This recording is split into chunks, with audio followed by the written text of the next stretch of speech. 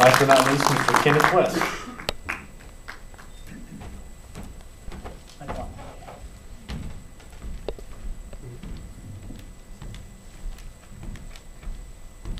I'll get to it in a second. Can you hear me?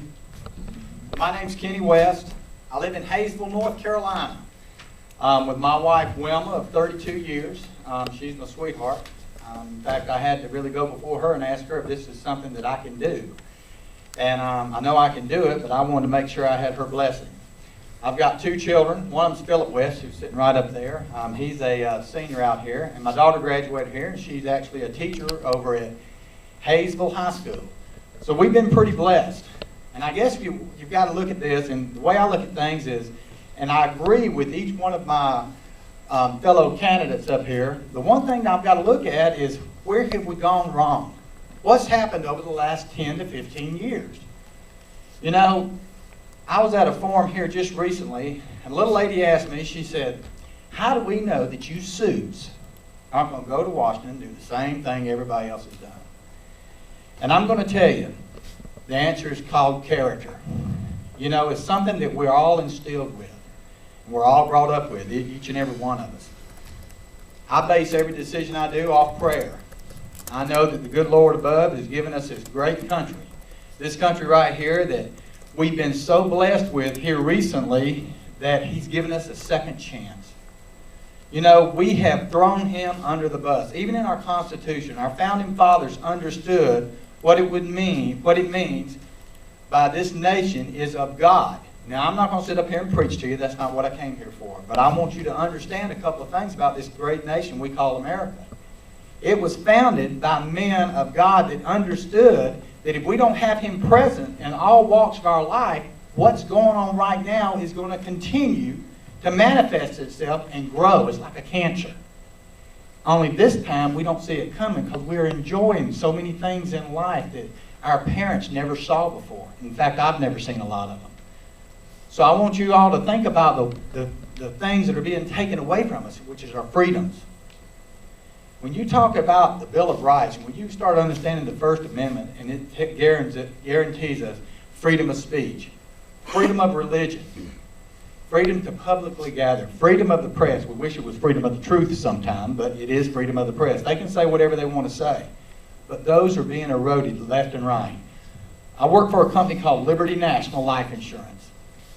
I deal with nothing but small businesses. I've got roughly 85 small businesses throughout western North Carolina, East Tennessee, and North Georgia. In the last 4 months, I have seen 4 of the companies that I represent that's been in business, 2 of them been in business over 50 years, through generations, lay off employees or cut hours back. The one thing you're not seeing in this 10% unemployment, they said it's a great miracle that it dropped 0.2%. That's probably people that just fell off and couldn't get it no more. But the one thing you're not seeing is this. Employers that having to cut people's hours back from 40 to 30 are not even on that list. That's 10 hours extra a week, and if they're making $10 an hour or $12 an hour, that can be $120 a week, money they don't have anymore. But they're not on that unemployment figure. There's only 2 ways to solve this problem, and 2 ways only. We have got to get the businesses here in western North Carolina, and I pulled up a figure this morning. I have this little program. It's called Sales Genie. Anybody know what Sales Genie is? Great program. There's over 14,897 jobs that's got people, this employs people from 1 to 25 in western North Carolina. Now, people, that means if Ed's telling you what Ed Krause is talking about, the unemployment's 24% where he, or 15% where he is, I can tell you Graham and Clay County are the 2 highest unemployment areas in western North Carolina.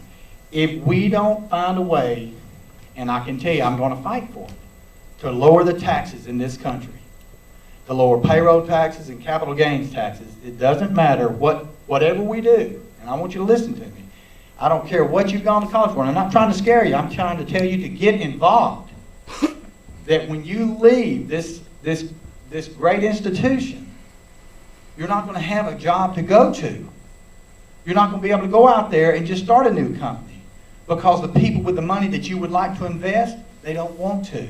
Because they don't know where the money's going to go to in this country. So I'll just tell you this.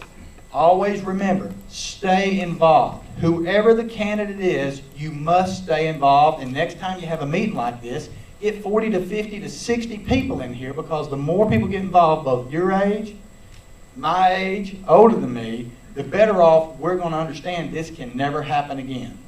Okay? Thanks a lot. God bless you. Thank you. Just a quick reminder, candidates will be